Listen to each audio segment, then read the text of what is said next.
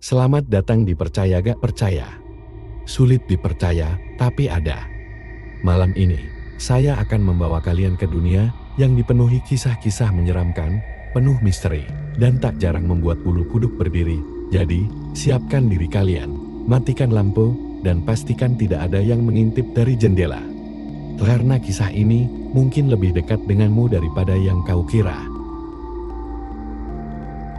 Perkenalkan, aku Andin. Cerita ini terjadi pada tahun 2017. Kala itu aku kelas 1 SMA. Aku bersekolah di salah satu SMA ternama di kota terbesar di Jawa Tengah. Pengalaman kali ini berawal saat sekolahku mengadakan acara wajib tahunan atau live-in di satu desa, dan masih di Jawa Tengah juga. Live-in adalah kegiatan untuk siswa tinggal bersama orang tua asuh beberapa hari agar siswa merasakan hidup bermasyarakat di pedesaan yang serba terbatas. Acara ini hanya ada di sekolahku. Buat teman-teman yang tahu tempat live-in-ku ini, tolong jangan ada yang komen tahu tempatnya, karena aku takut warga di desa tersebut marah atau tidak terima atas ceritaku kali ini. Hari itu hari Selasa. Kita berangkat berkumpul di sekolah dan menaiki bis yang disewa sekolah. Kegiatan ini dilakukan satu angkatan saja di tiap tahunnya. Kalau dibilang pelosok, ya kampung ini tidak terlalu pelosok, hanya saja masih banyak kebun-kebunnya. Sekolahku sudah bekerja sama bertahun-tahun dengan kampung ini, jadi mereka sudah open gitu sama sekolahku. Karena tiap tahunnya, mereka dapat jatah anak asuh dadakan. Meskipun hanya 1 jam dari tempat aku tinggal, aku belum pernah ke kampung ini. Kampung ini mayoritas warganya bekerja di luar negeri, menjadi kalau enggak yang ngerantau ke kota-kota besar.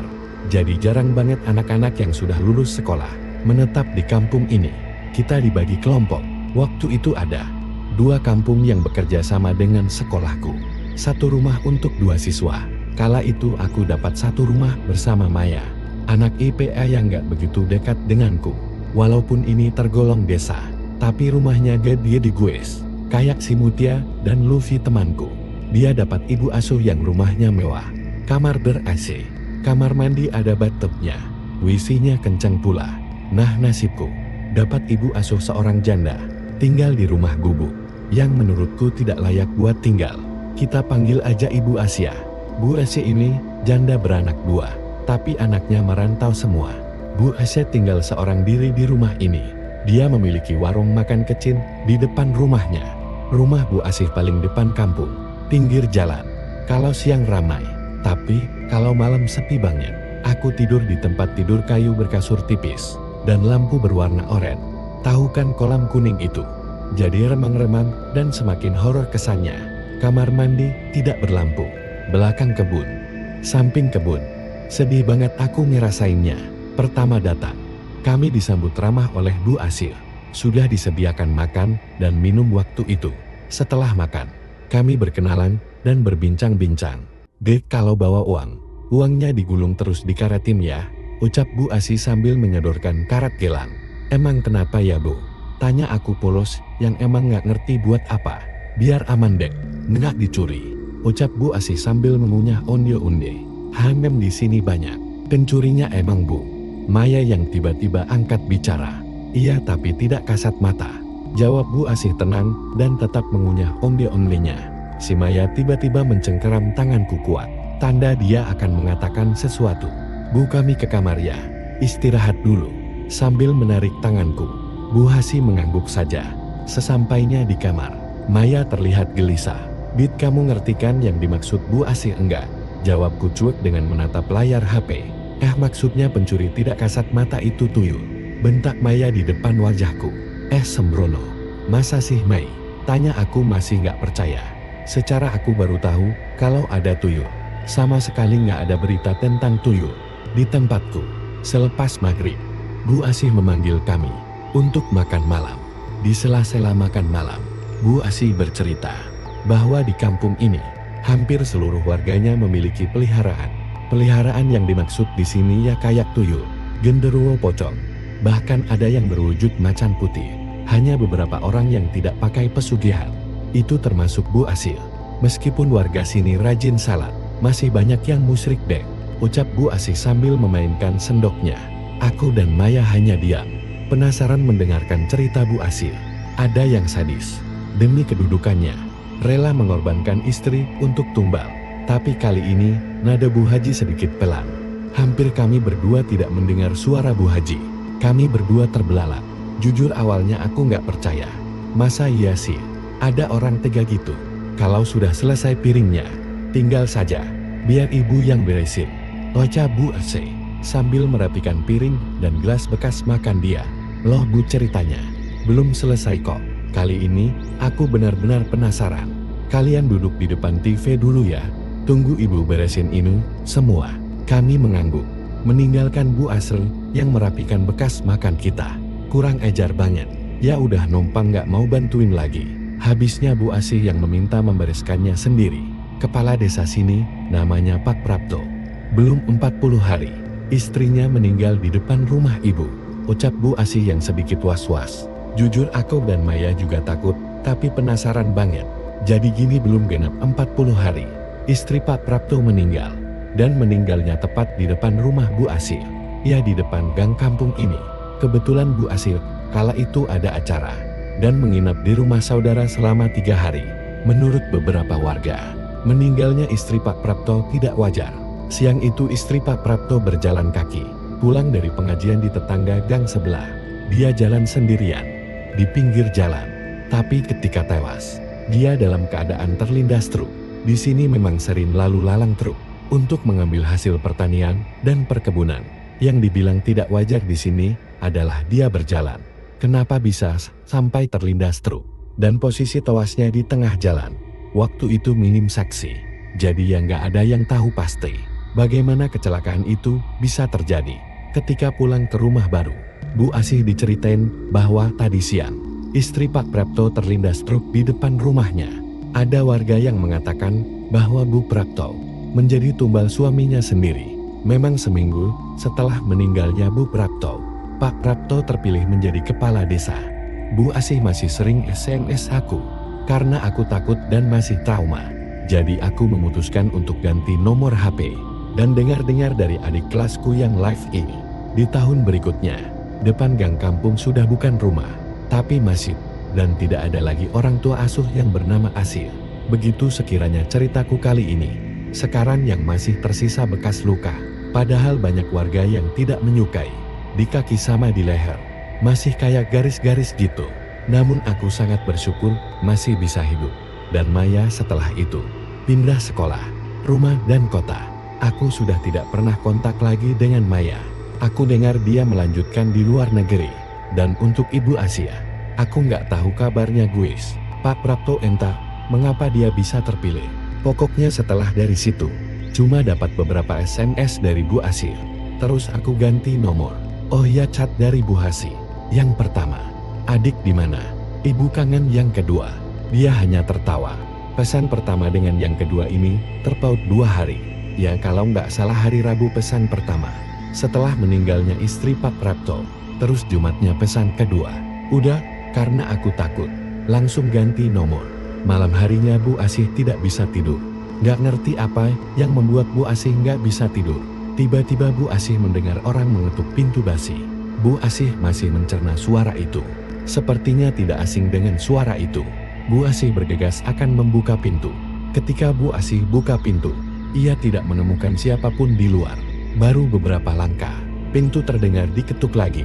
Dan ada suara lirih dari luar. Mbak Asih, tolongi aku. Bu Asih terkejut mendengar suara lirik perempuan itu.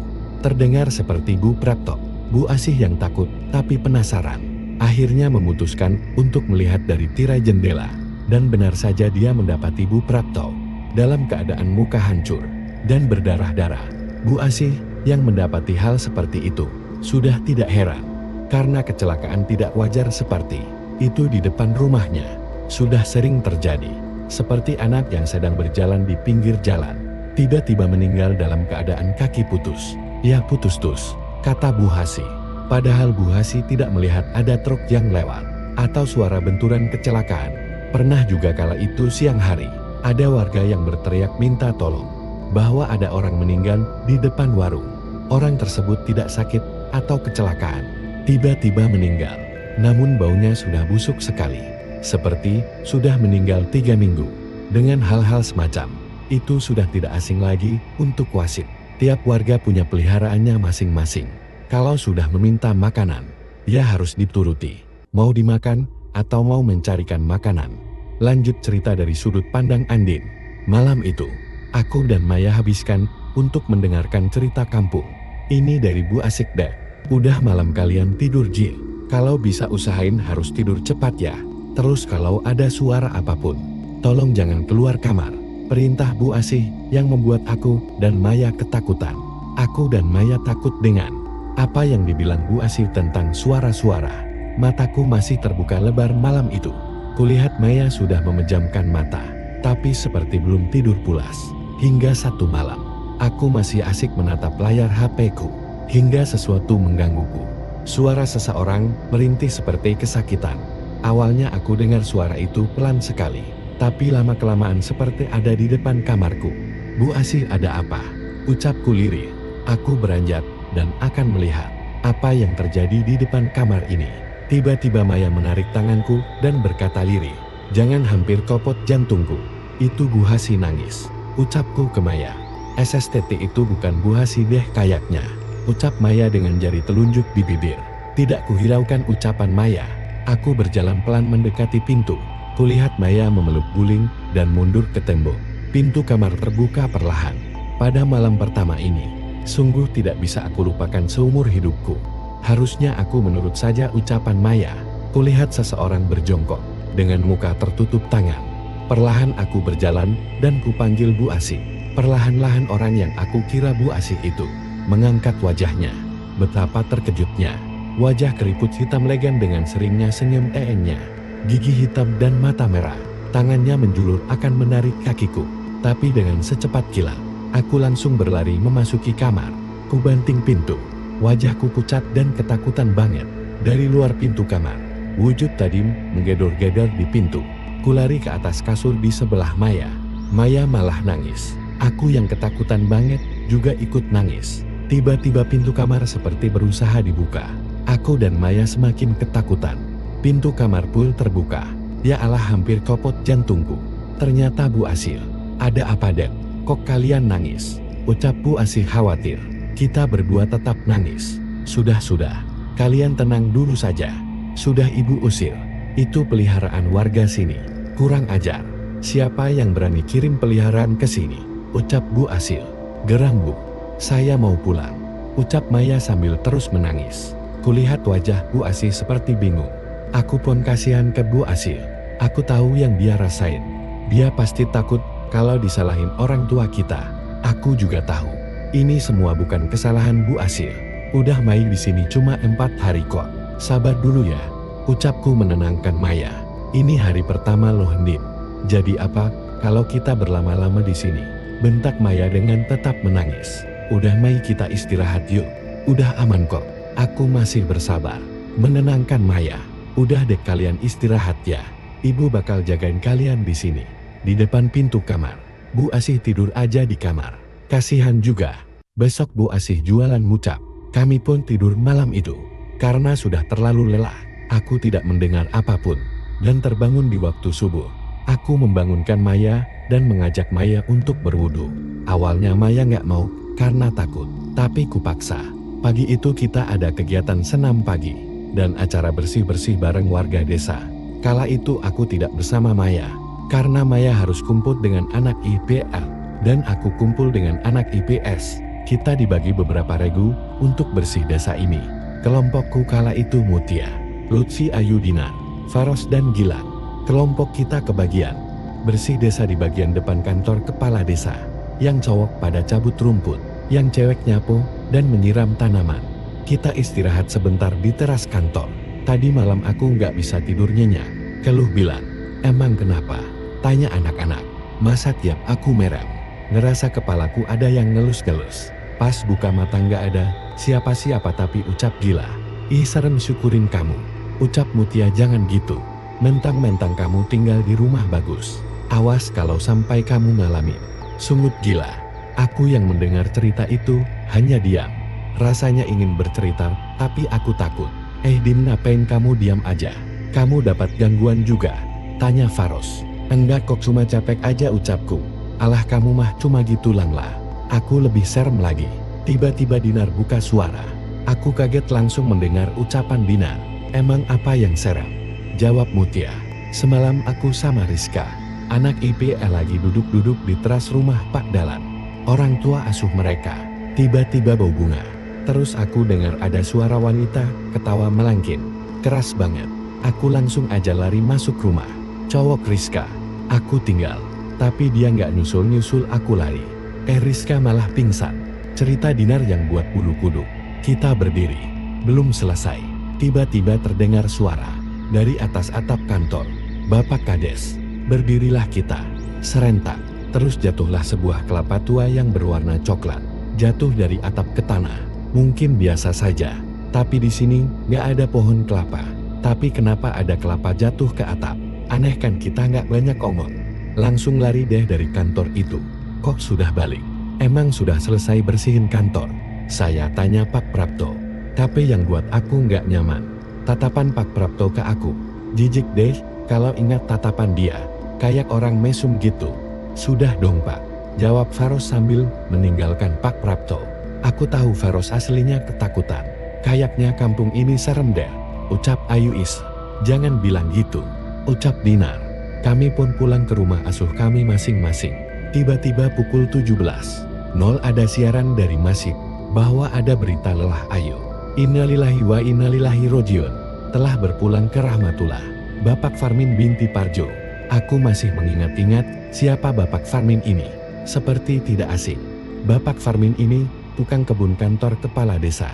Beliau belum terlalu tua. Kalau aku lihat sih sekitar umur 40-an. Kaget perasaan tadi siang. Barusan lihat dia masih ada di kantor kepala desa. Ya emang takdir Allah, nggak ada yang tahu. Tapi tadi terlihat sehat. Sehat saja Mik. Padahal tadi aku masih ketemu beliau loh. Dan beliau sehat. Ucapku ke Maya yang sedang bermain HP di kamar. Masa sih aku malah nggak tahu orangnya yang mana? Ucap Maya. Dek, tiba-tiba Bu Asih memanggil kami. Iya Bu, kami berdua pun keluar menghampiri Bu Asih. Dek, Ibu mau melayat tetangga. Ada yang meninggal. Nanti kalau makan, itu sudah ada makanan di meja. Seperti biasa, aku dan Maya salat maghrib berdua. Setelah salat maghrib berdua, kulihat Bu Asih belum datang. Mai mau makan sekarang. Apa nunggu Bu Asih, tanyaku. Entar aja deh Din. Aku mau ke rumah asuh temanku ya. Tapi entar balik kok. Ucap Maya sambil menyisir rambut. Matilah aku bakal di sini sendiri. Tapi aku tetap bersikap tenang. Sok pemberani. Ya udah jangan malam-malam. Tapi entar Bu Asih khawatir. Pesanku ke Maya yang mulai meninggalkan rumah. Bismillah aja deh. Aku beraniin di rumah sendiri. Biar nggak suntuk. Aku pun menyalakan TV. Sambil aku mainkan HP. Jadi TV-nya cuma buat rem-rem aja. Biar nggak sunyi. Aku dari awal udah bilang ya. Kalau rumah Bu Asih ini di pinggir jalan. Jadi kalau siang itu lumayan rem. Tapi kalau malam sepi banget. Azan Isya berkumandang. Aku mau salat, tapi nggak berani wudhu sendirian. Padahal kamar mandi di dalam rumah. Tapi buat beranjak dari TV, aku nggak berani guys. Akhirnya mohon maaf, aku tunda salat. Apalah daya iman dan ketakutan. Lebih besar ketakutanku. Tiba-tiba ada seorang mengetuk pintu. Langsung aku beranjak bergegas membuka pintu. Ketika aku buka, nggak ada siapa-siapa dong. Sial banget, udah dikerjain aja. Langsung cepat-cepat aku banting pintu. Tapi baru beberapa langkah pintu, sudah diketuk lagi. Namun kali ini, Assalamualaikum. Ada suara salam. Suara seorang pria yang tidak asing suaranya. Suara Pak Prapto. Untuk apa beliau kesini? Bukankah warganya ada yang sedang berduka? Ada apa dia kesini? Buru-buru aku buka pintu lagi. Yang buat aku terkejut adalah suara siapa itu tadi. Nggak ada orang lagi. Berakku banting pintu lebih keras. Langsung lari deh ke tempat TV lagi. Kulihat jam 19.47 tapi Maya dan Bu Asih belum pulang. Aku keraskan TV. Dan tiba-tiba pintu terbuka. Asli aku nggak berani nengok. Tapi tetap aku paksakan. Dan yang masuk ternyata Bu Asih. Alhamdulillah. Aku lega. Bu Asih menutup pintu. Dan langsung jalan ke arah kamar beliau. Kok Bu Asih diam aja ya? Kenapa nggak napa aku? Dan mencari Maya. Kudiamkan saja. Setidaknya aku bersyukur beliau sudah pulang. Selang beberapa menit, aku mendengar sesegukan suara tangis Bu Asih. Ada apa dengan Bu Asih? Sungguh ku dengar tangisan beliau. Seperti tangisan kesedihan yang mendalam. Apa mungkin Bu Asih menangis atas meninggalnya Pak Farmin? Aku pun ikut merasa berduka. Kasihan Bu Asih. Ingin aku samperin beliau. Namun aku urungkan. Yakub merasa tidak sopan aja gitu. Aku pelankan TV dan mendengarkan tangisan Bu Asih. Sungguh aku merasa iba. Tiba-tiba HP ku bergetar. Pesan WA dari Maya. Cuy, aku pulang jam 10 dia antar. Oke Bu Asih udah pulang kok. Tapi beliau menangis. Sampai di situ, Maya tidak menjawab pesan. Tiba-tiba HP ku berdering. Panggilan WA dari Maya. Loh Bu Asih emang udah pulang Dim? Udah tuh Mei. Tapi beliau lagi sedih banget. Pulang-pulang langsung nangis. Emang kamu gak dapat SMS dari Bu Asih Yandit? SMS apaan emang? Belum aku cek. Bu Asih memang punyanya HP jadul guys. Jadi cuma bisa SMS. Coba kamu buka SMS dulu Gil.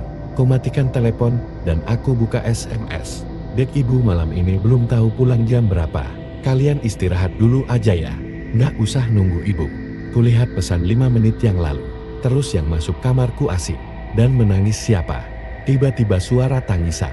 Itu berubah jadi suara ketawa. Yang sangat melengking di telinga. Berasa tubuh kaku. Jantung sudah hampir copot deh. Keringatku menetes. Tidak terasa badanku bergetar. Kulihat bayangan seseorang akan keluar dari kamarku. Asik hingga wujud itu menampakkan wajah seramnya. Nenek yang waktu itu kulihat. Wajah hitam legam. Gigi hitam bermata merah. Tersenyum ke arahku. Dan saat itu, aku tidak ingat apa-apa lagi. Kurasa badanku panas sekali. Dan aku coba membuka mata. Namun di sekitarku sudah ada Bu Asih, Maya, Pak Ilham, dan beberapa temanku lainnya. Aku terkejut. Apa yang sedang terjadi? Ku coba mengangkat tubuhku yang begitu lemas. Jangan bangun dulu dek. Tiduran saja. Ucap Bu Asih mencegahku untuk bangun. Ada apa ini Mai? Kok badanku lemes banget? Ucapku sambil melihat Maya yang menangis. Maya hanya diam dan tetap menangis. Ku ingat-ingat apa yang terjadi. Ya aku melihat wujud seorang nenek yang menyeramkan. Karena Dek Andin sudah bangun. Sekarang kita semua pulang ke tempat masing-masing. Biar Bu Asih dan Maya yang menemani Dek Andin. Ujar Pak Ilham. Pak Ilham ini ustadz di kampung ini Pak. Saya ikut teman-teman aja. Tangis Maya sambil memegang tangan Pak Ilham. Sebagai teman yang baik. Sebaiknya kamu menemani Dek Andin di sini ya. Toh sudah ada Bu Asih. Ucap lembut Pak Ilham sambil tersenyum menenangkan Maya. Baru 2 hari di sini, tapi sudah menyiksa. Aku telepon papaku aja biar dijemput. Tangisan Maya semakin menjadi-jadi. Ku tarik tangan Maya yang memegang HP. Akan segera menelepon papanya. Mai kamu jangan egois bentakku. Maya malah menatapku geram. Mai kamu harus mikirin kita semua. Bu Asih sekolah kita. Dengan tindakan kamu seperti itu. Yang ada malah jadi kasus yang sangat merugikan. Untuk keluarga dan sekolah kita. Sedikit kesal aku kala itu. Kulihat Bu Asih meneteskan air mata. Memang cuma mereka yang dirugikan. Kalau aku mati jadi tumbal orang sini. Gimana kamu mau mati konyol? Karena jadi tumbal. Maya semakin memanas. Dari awal aku di sini. Aku udah yakin kampung ini, kampung tumbal. Semua warganya saling menumbalkan, keluarga atau saudaranya. Dan asal kamu tahu, anak Bu Asih itu bukannya merantau, tapi meninggal karena jadi tumbal. Teriak Maya. Kulihat, Bu Asih langsung menatap Maya dengan penuh kemarahan. Kamu jangan sok tahu dan asal bicara ya. Api amarah membakar wajah Bu Asih. Saya sudah tahu semuanya. Kedua anak ibu meninggal karena jadi tumbal bapaknya sendiri. Dan suami ibu meninggal karena tidak bisa memberikan tumbal. Aku tidak percaya dengan apa yang aku dengar barusan. Bu Asih menampar Maya. Tolong kamu pergi dari rumah ini. Dan jangan pernah tinggal di sini lagi. Saya tidak sudi mengasuh kamu. Bu Asih yang semakin murka. Mendorong Maya untuk keluar dari rumah. Pak Ilham menarik Bu Asih dan menenangkannya. Anak-anak yang lain membantu Maya berkemas. Untuk pergi dari rumah Bu Asih. Saya jijik melihat tingkah Anda. Yang seolah-olah tidak berdosa. Pasti sebenarnya yang punya pesugihan tumbal itu Bu Asih kan? Olok Maya ke Bu Asih. Terus aja fitnah aku. Jangan salahkan aku. Kalau ada apa-apa yang terjadi sama kamu, Ancaman Bu Asih buat aku ngeri. Semua yang terjadi di hadapanku seperti mimpi. Kepalaku semakin pusing sekali. Aku pun tertidur malam itu, tanpa tahu apa yang terjadi lagi. Keesokan harinya, ketika aku buka mata, Bu Asih tertidur dengan keadaan duduk di sampingku. Bu Asih Bu, ku goyang-goyangkan badannya. Dek Andin, sudah bangun, ucap Bu Asih.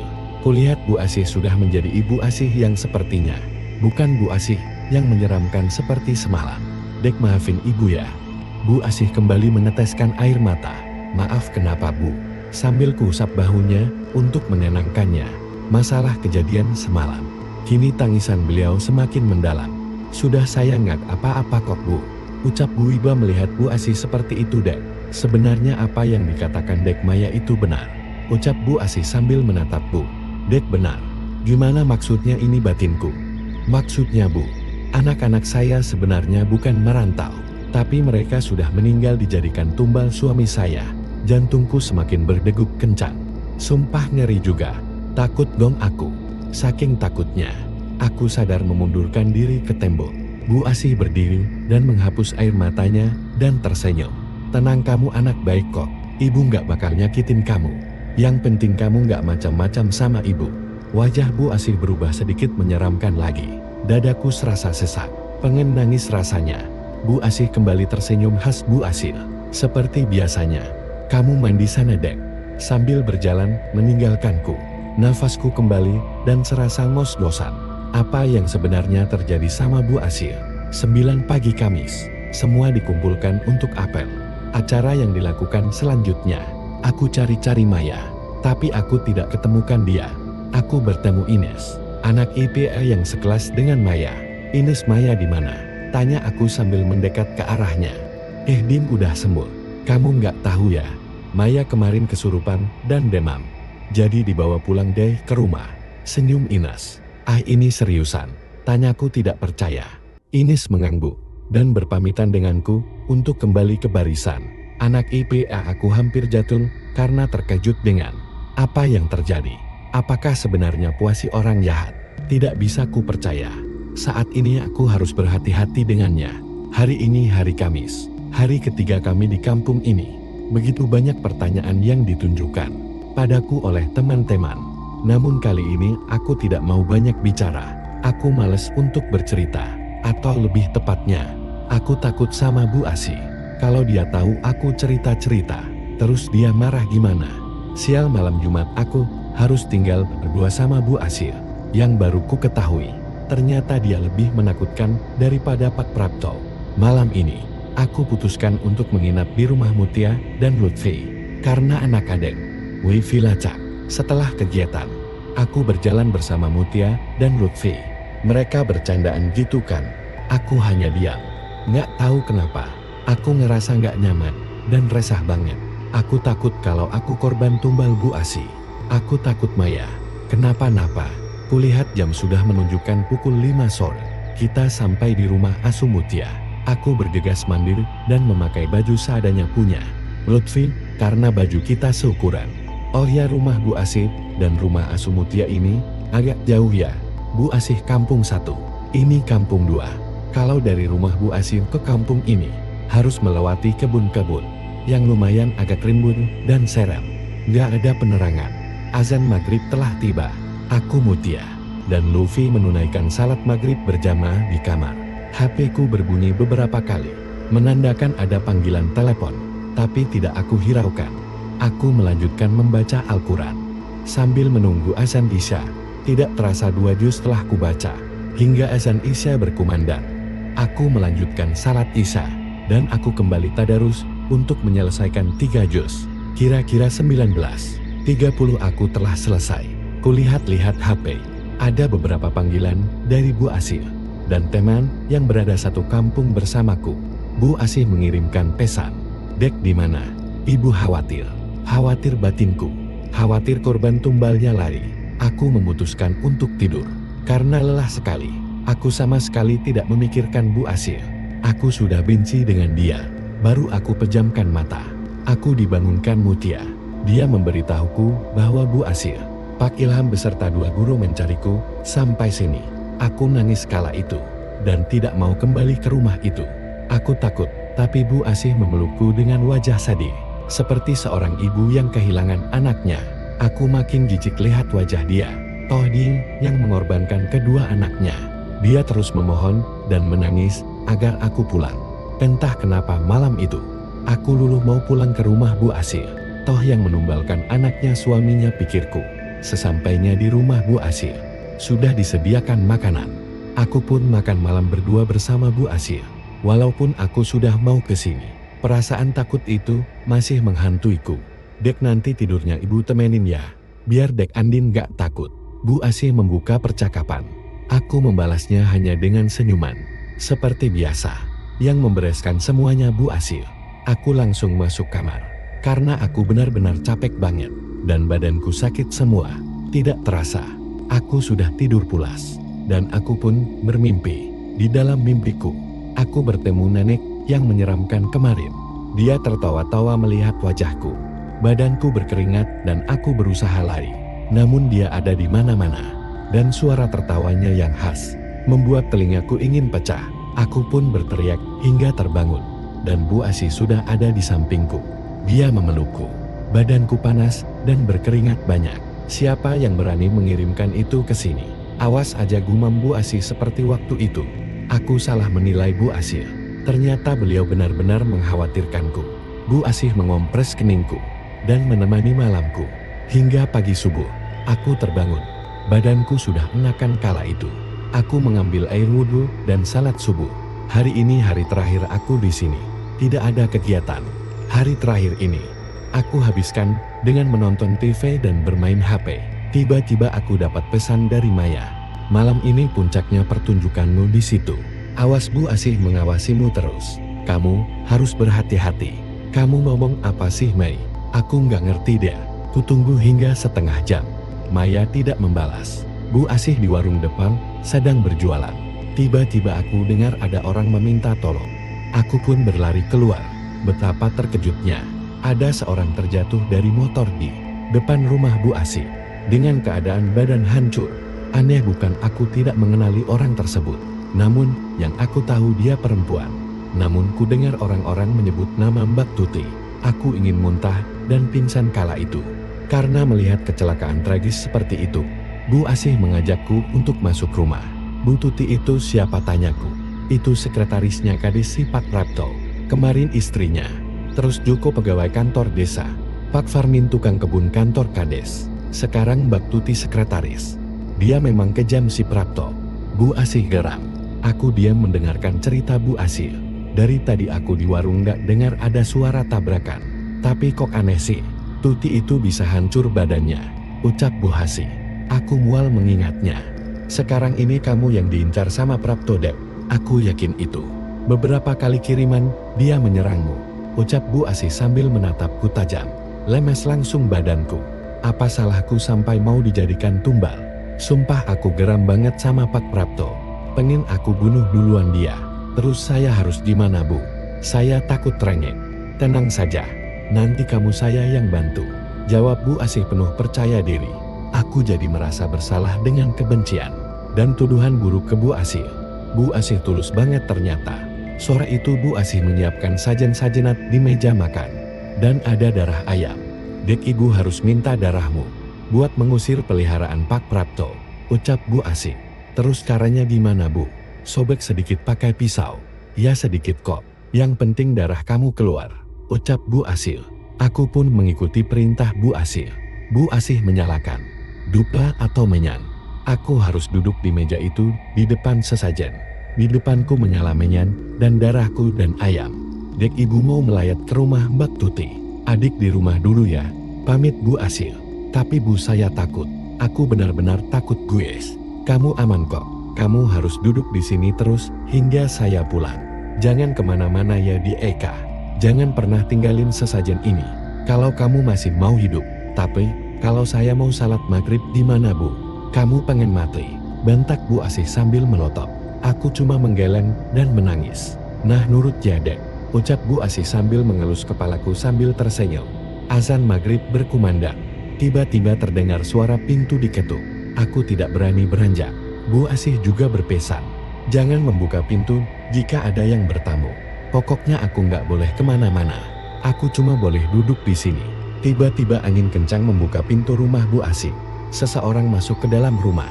Betapa terkejutnya aku. Tanganku bergetar begitu hebat. Tubuhku kaku tidak bisa bergerak. Nenek tua memasuki rumah Bu Asih. Dengan kek tawanya yang membuat bulu kudukku merinding. Tubuhku kaku tidak bisa bergerak sama sekali.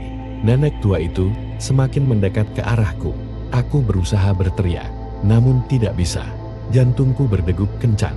Badanku memanas. Gak usah takut ya Cuk. Nenek itu mendekat dan mengusap rambutku. Tubuhku bergetar hebat. Kulirik ke arahnya.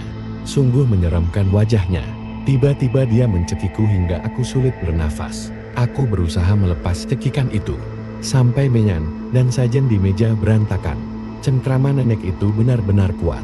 Sampai aku benar-benar gak bisa nafas. Ku tendang nenek itu sampai cekikan itu terlepas. Dan dia terjatuh. Aku terbatuk-batuk hendak mau lari. Nenek itu berubah wujud menjadi sosok berbulu tinggi. Bermata merah dan bertaring. Kukunya hitam dan sangat panjang. Digenggamnya kakiku kuat sekali. Hingga aku jatuh terduduk di lantai. Aku berusaha berteriak, tapi tidak terdengar. Lalu makhluk itu mencekikku kembali. Hingga terdengar teriakan. Cukup berhenti teriak. Seseorang datang ke dalam rumah. Betapa terkejutnya aku. Seseorang tersebut adalah Pak Prapto. Apa benar ini ulah Pak Prapto? Aku menangis kencang. Makhluk tadi melempar Pak Prapto sampai ke tembok. Di sini datang pula Pak Ilham. Ustadz di kampung ini. Mereka berdua memanjatkan doa-doa. Tapi makhluk ini malah semakin marah. Berusaha aku berdiri dan hendak lari. Tapi dicakarnya kakiku. Dan dia mendorong tubuhku hingga jatuh terletak. Di kakiku masih bekas luka gitu gue sampai sekarang. Dan menjadi keluih.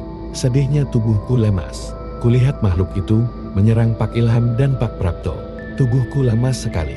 Selang beberapa menit, datanglah beberapa orang. Salah satunya adalah Maya, dan guru agama sekolah kami. Dan ada beberapa orang lagi. Maya sempat menolongku dengan membangunkanku. Tapi aku tidak sadarkan diri. Hingga aku tidak tahu apa yang terjadi. Ketika aku tersadar, semua orang sedang menangis. Kulihat Maya tergeletak lemas di sampingku. Dengan luka di wajahnya. Kala itu, aku hanya terdiam. Karena lemas dan tidak bisa berkata-kata. Kakiku perih. Leherku kaku sekali. Orang-orang di sekelilingku membaca Yasin. Kulihat Maya bergerak-gerak dan berteriak. Aku kagetlah. Yang tadi lemes jadi bangun terduduk. Takut banget soalnya.